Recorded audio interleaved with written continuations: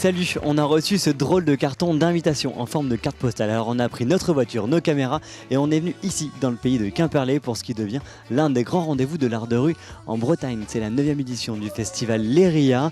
Comme chaque année, 10 des 16 communes de Quimperlé communauté se mobilisent pour accueillir publics et artistes. Entre moments déjantés, poétiques, drôles, percutants et plein de sang, suivez-nous, on vous embarque à la découverte de cette belle aventure qu'est l'art de rue. Et de l'art de rue, il y en a pour tous les goûts cette année encore. C'est au beau milieu de la ferme du Roisse à Mélac que tout a commencé cette année. Le traditionnel acte inaugural était mené d'une main de maître par l'ami Riquin. Il a invité d'ailleurs le public à participer à une gavotte très spéciale. On saute dans le lac et on nage, on nage et on saute dans, on signe et on s'envole. Trêve de pas de danse, il est temps de suivre nos sonneurs quelques centaines de mètres plus loin, à la recherche de la traditionnelle chimère, l'esprit du festival. L'année passée, elle s'était envolée, alors ce mardi, il a fallu lever les yeux pour la voir revenir.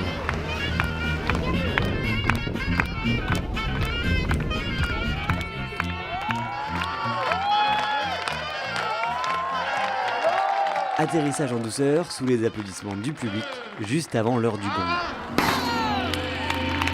Place au premier spectacle, toujours à la ferme du Roisse, avec les Suisses de la compagnie Les Batteurs de Pavés, qui revisitent l'histoire d'Hamlet. Hamlet. Rencontre alors Ophélie et Polonius. Je suis là. Ok, ça marche, jusqu'à la toile. Et là tu l'engueules. Et tu l'envoies là-bas. Ouais. Elle le jette Elle a par une terre. haleine. Alors Hamlet, il prend la deuxième épée par terre, il saute sur le roi et il le décapite. Vas-y, décapite-le. Ouais. Tu meurs. Et là il meurt. Allez, viens vers moi, Hamlet, viens. Alors il met un bras en l'air, il met un genou à terre. Et là il crie une dernière fois, Hamlet, il crie. Et là il meurt. On file ensemble à Reilhac-sur-Belon pour une rencontre avec le comédien de Poilu.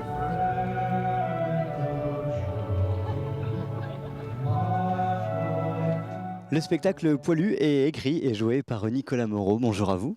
Bonjour Xavier. Ce Bonjour spectacle, tout le monde.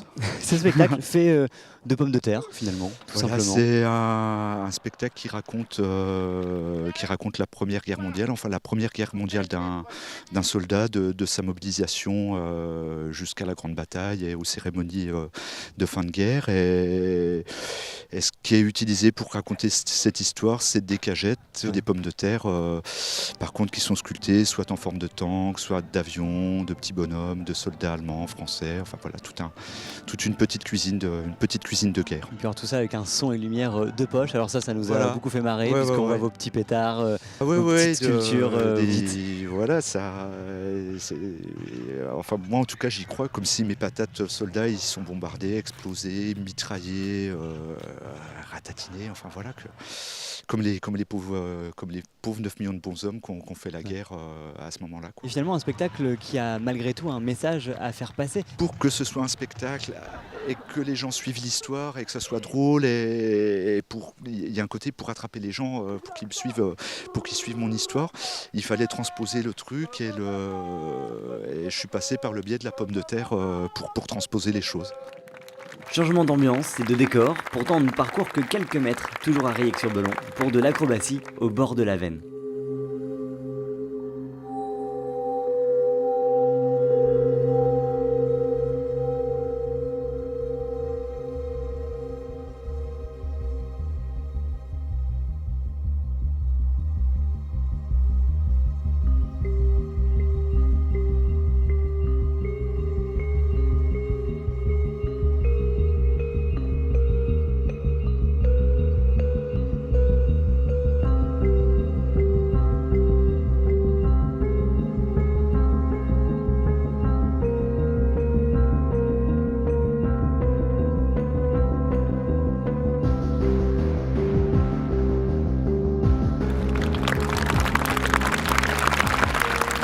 Claude Morizur, bonsoir. Bonsoir, sous L'un le le soleil de Quimperlé, l'un des co-directeurs du Fourneau, l'un des 14 centres nationaux des arts de la rue en France. Sur les 25 spectacles que l'on voit, que l'on découvre cette semaine, 11 ont été réalisés en partie grâce à vous. Effectivement, notre manière d'aider ces projets-là, c'est d'une part organiser les résidences et parfois aussi faire ce qu'on appelle des pré-achats, où on fait confiance à la compagnie, et ce qui lui donne les moyens donc, de la production. Puis le public lui aussi vous fait confiance puisqu'il est toujours plus nombreux au Festival Leria. C'est aussi du coup une belle fenêtre d'expression, soit artistique, soit pour faire passer des messages simplement parfois. Ouais, je crois. Leria, c'est une semaine de bonheur.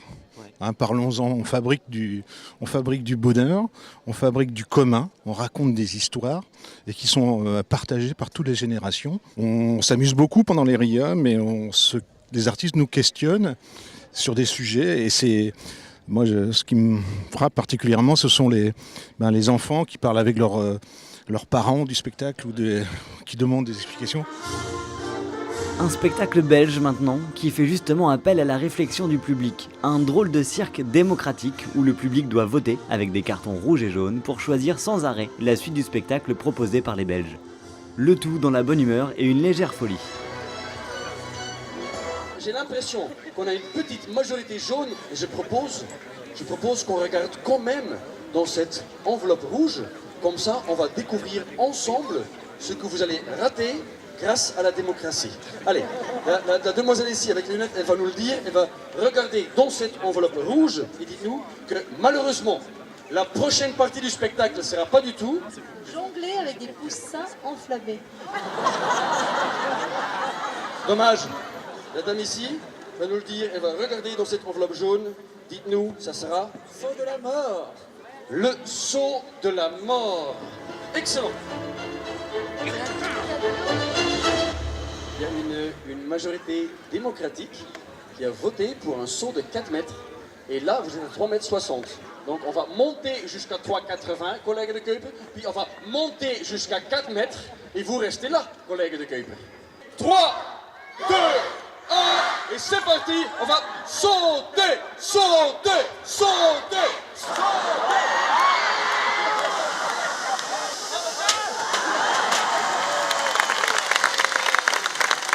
Il est temps de retrouver l'une des artistes les plus déjantées de cette édition 2017, direction Moëlan-sur-Mer. Électrique mais non moins performeuse, voici Rosie Volt.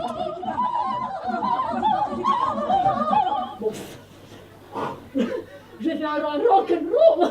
Ça va me calmer.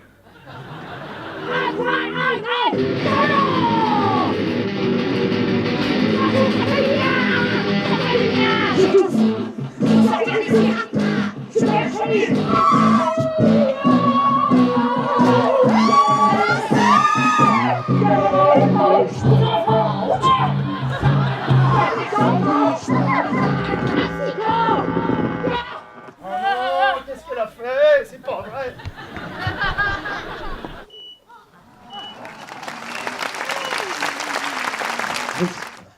Comment t'es habillée? J'ai honte, j'ai honte, j'ai honte, j'ai honte,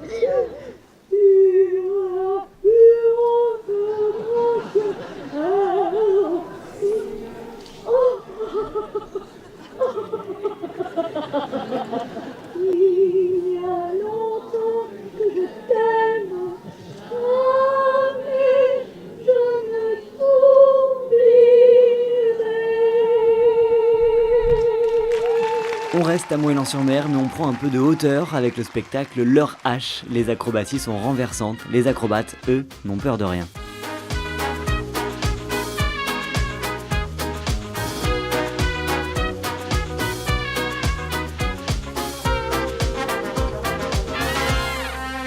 Hugues Hollenstein de la compagnie Escale pour le spectacle Leur Hache. Bonsoir à vous. Bonsoir.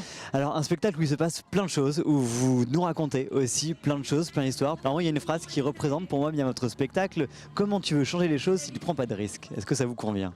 Bah ouais, c'est clairement le fond du spectacle. La question du risque, elle se pose de plein de manières différentes. Elle se pose pas de la même façon à la personne qui fait que la personne qui ordonne de faire ou la personne qui assiste Et c'est là où malgré tout vous avez réussi à interpeller le public sur toutes ces questions-là, à mixer le tout. Effectivement, parce que le public il peut dire oui, non, stop, il aimerait que ça s'arrête et en même temps il remarque bien que finalement il est pris au jeu de ça et c'est ça le cirque aussi, d'aller voir jusqu'où on est capable d'aller et puis en même temps la question se pose évidemment au public, jusqu'où on accepte que ça aille. Oui, parce que ça monte haut quand même un peu dans l'histoire. Ça monte haut, ouais, ça monte très très haut. Ouais. C'est pas un risque à considérer, c'est qu'au contraire on prend en compte qu'on a une peur. Et on prend le temps de l'apprivoiser pour justement révéler ce qu'on est réellement capable de faire. Et non pas, comme dans notre monde, qu'on a peur, alors on bloque tout et on réfléchit pas, quoi, tu vois. Retour à Quimperlé, en Basse-Ville, où l'on est embarqué dans une danse aussi belle que violente avec Asuelto.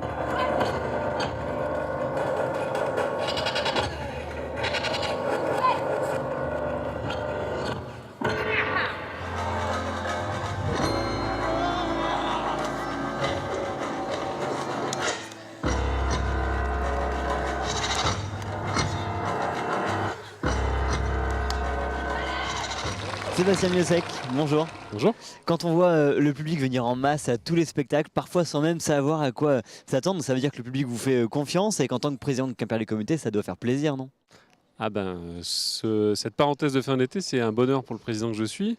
Et quand on voit en effet que le public suit, vient tous les ans avec des têtes qu'on retrouve, donc ça fait plaisir, mais aussi des nouvelles têtes, des gens qui viennent parce qu'ils ont entendu parler du festival, c'est que le travail qu'on mène avec le Fourneau, notre complice dans l'histoire, il porte ses fruits, donc tant mieux, oui. Ça se passe comment entre les deux entités justement pour préparer toute cette édition, toutes ces éditions? Nous, la collectivité, on ne vient pas du tout s'immiscer dans ces choix artistiques. Par contre, ce qu'on fait avec le Fourneau et avec nos 16 communes, c'est écrire le chemin. Le Fourneau va rencontrer chaque commune, chaque maire, chaque adjoint à la culture, discute avec lui des sites, des endroits, des histoires, des anecdotes de la commune pour essayer d'écrire une histoire propre à notre territoire. C'est comme ça qu'on se retrouve pour l'inauguration dans la ferme où le maire de Mellac est né en fait. Exactement. Et voilà, Bernard Pelter, le maire de Mellac, comme tous les ans, et elle rencontre au préalable.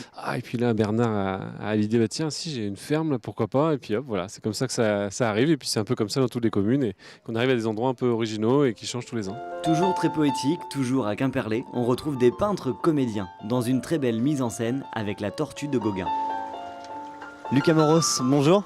Bonjour. Derrière nous, votre structure qui se prépare, qui est en répétition, une vision particulière, artistique que vous nous présentez là du coup avec la Tortue de Gauguin. D'où vous est venue cette idée de spectacle, de mise en scène particulière? Bon, ça c'est l'idée assez ancienne déjà de représenter sur scène l'art plastique, la peinture en particulier. Parce qu'on la voit dans les musées, on la voit dans les galeries, dans les collections privées. Très figée. Voilà. Et là l'idée non seulement était de la montrer vraiment en position de représentation, de spectacle vivant, mais en plus de ça, d'être vue en même temps qu'elle est faite. Alors vous parlez de peintres, mais finalement ce sont des artistes aux multiples talents, puisqu'ils ne font pas simplement que peindre sur scène. En effet, ils rajoutent à leur talent de peintre celui de chanter, celui de dire aussi au public, parce que ça reste du spectacle vivant. Ce sont des artistes qu'on a réunis pour l'occasion et pour faire de leur peinture collective une narration.